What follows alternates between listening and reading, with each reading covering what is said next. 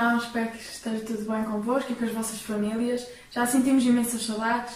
Vamos começar agora com um momento de louvor e adoração ao nosso Deus, com o coro 284, a oferta de louvor.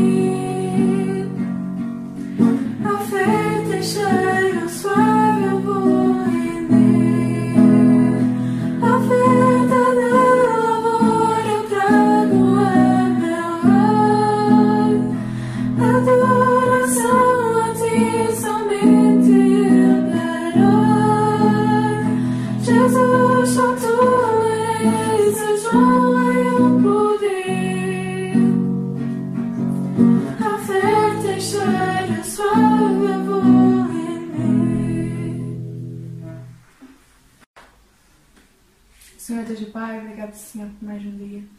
Agradeço também, Senhor, pela vida dos irmãos, pelas suas famílias, porque estão seguros, Senhor. Agradeço também pelos casos de Covid, Senhor, que já não têm cá na nossa ilha e estão a melhorar a nível Açores. Agradeço também, Senhor, pela oportunidade que Tu nos dás de nos comunicarmos a partir das redes sociais. Agradeço-te, Senhor, por tudo o que Tu nos dás, por Tu nos tens sustentado e nos protegido, Senhor. Agradeço também pelo momento de louvor que vamos ter juntos, Senhor, e agradeço tudo em nome de Jesus. Amém. Ora, a fé é a certeza daquilo que esperamos e a prova das coisas que não vemos. Hebreus 11, 1.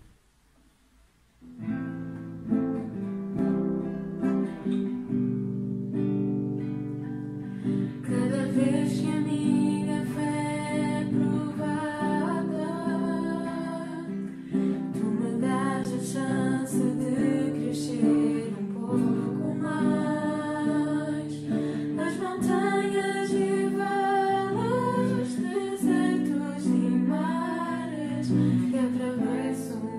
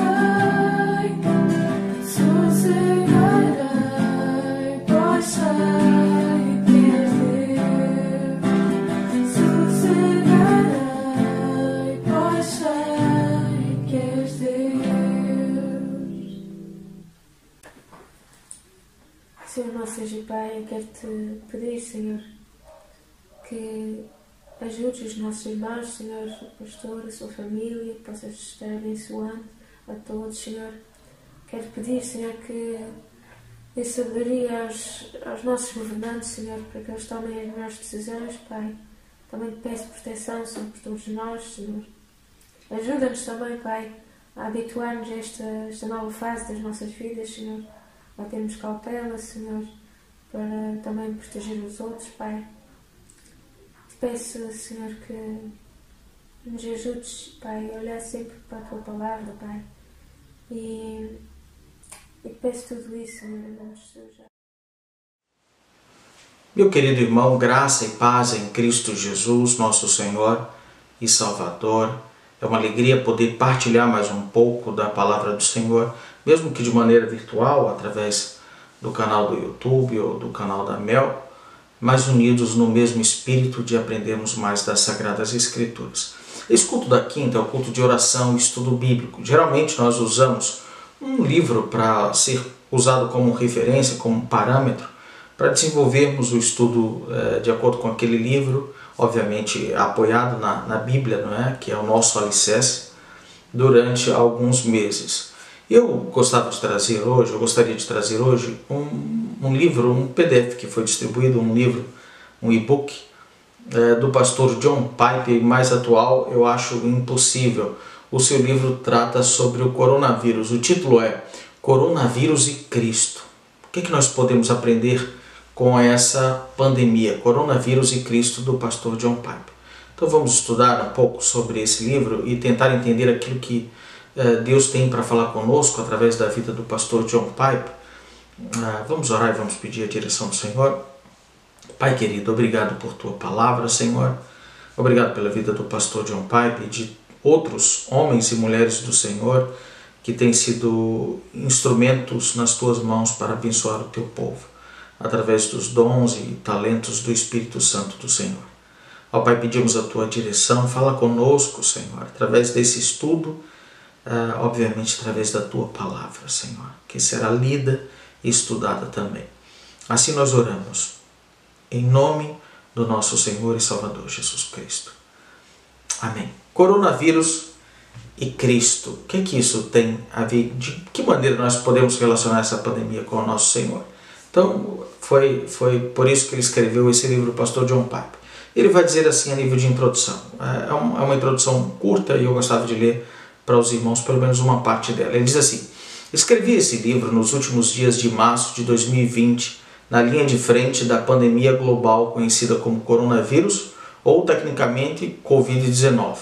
O vírus afeta os pulmões e, nos piores casos, mata por asfixia.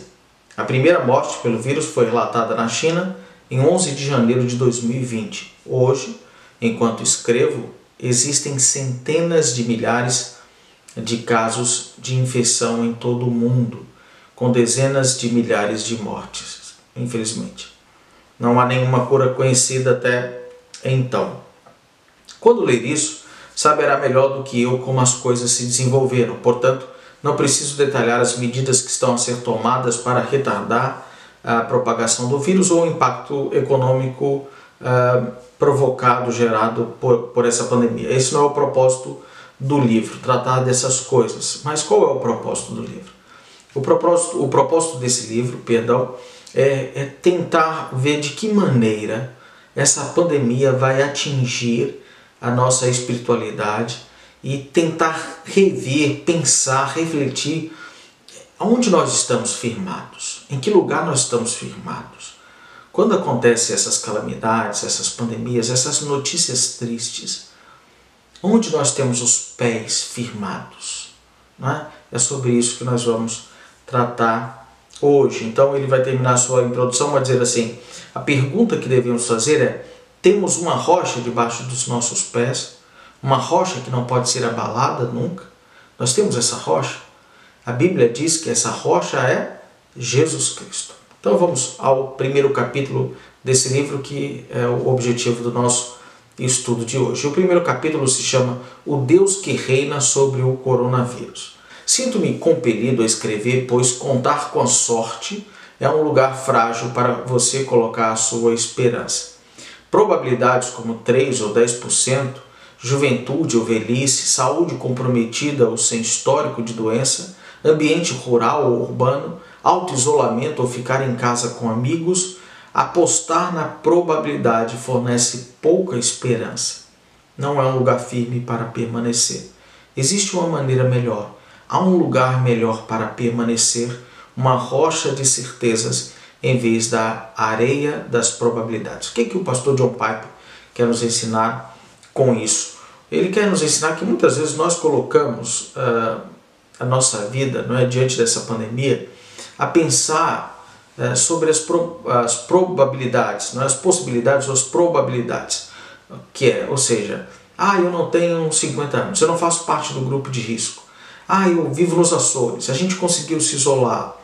Será que esses lugares, né, são lugares fixos, firmes, para nós colocarmos a nossa esperança? Obviamente que muitas coisas são importantes, mas não é o mais importante. O mais importante é termos os nossos olhos em Cristo e estarmos firmados em Cristo.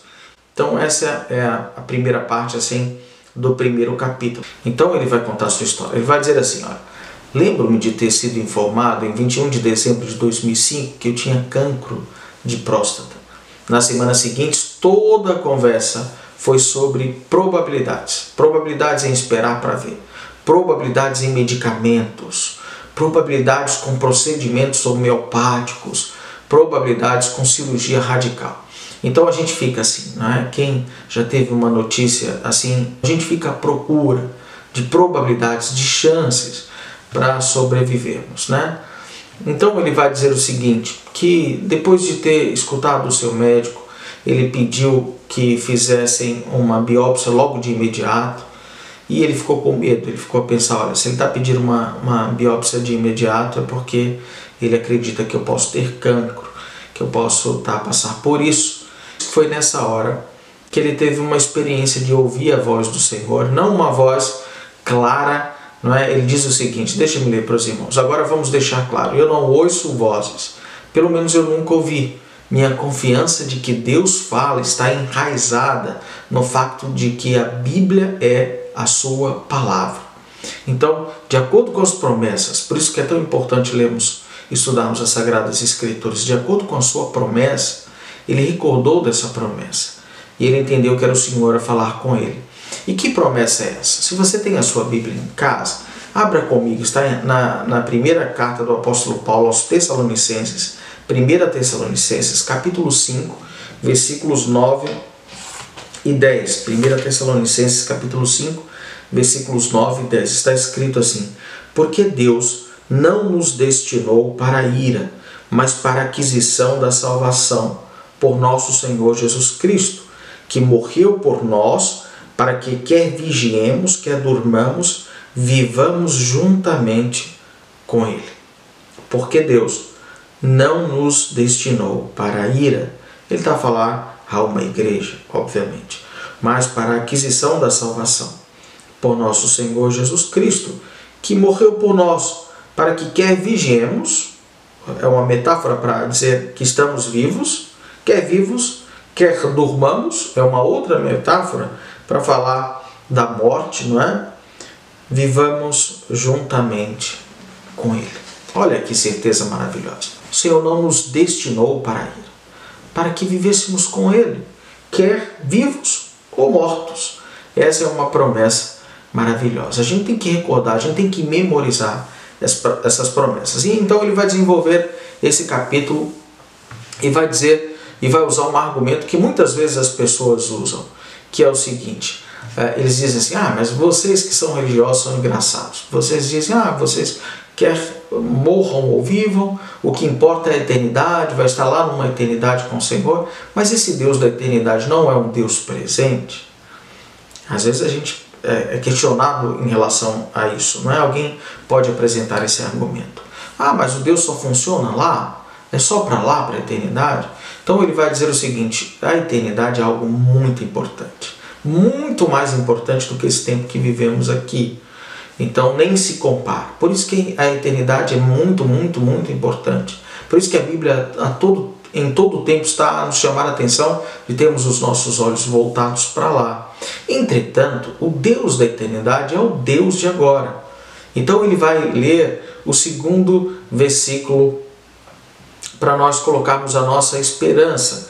E esse versículo está em Tiago, capítulo 4, do versículo 13 ao 15. Então, Tiago, a carta do apóstolo Tiago, do versículo 13 ao 15, está escrito assim: E agora vós que dizeis, hoje ou amanhã iremos a tal cidade, e lá passaremos um ano, e contrataremos e ganharemos. Digo-vos que não sabeis o que acontecerá amanhã. Porque que a nossa vida é um vapor que aparece por um pouco e depois se desvanece, ou há uma neblina, não é? Dependendo das versões. Em lugar do que devias dizer, se o Senhor quiser e se vivermos, faremos isto ou aquilo. Então ele está dizendo, nós não podemos dizer se nós vamos estar vivos amanhã, quer pela pandemia, quer por um ataque cardíaco, quer pelo um cancro ou um acidente. A gente não pode, a gente não tem esse poder de dizer isso, não é? Mas a Bíblia nos garante que o Deus da eternidade é o Deus de agora. Se o Senhor quiser e se vivermos, faremos isto ou aquilo. A nossa vida agora pertence ao Senhor. Se Ele quiser, Ele vai providenciar para que a gente viva ou faça isso ou aquilo, que a gente desenvolva a nossa vida. Ele cuida de nós agora. O Deus da eternidade é o Deus da agora. A gente não sabe, ninguém sabe o que é que vai acontecer. Mas se Ele quiser, a gente vai passar por essa pandemia. Se Ele quiser, a gente vai fazer e vai continuar a trabalhar e vai continuar a viver a nossa vida.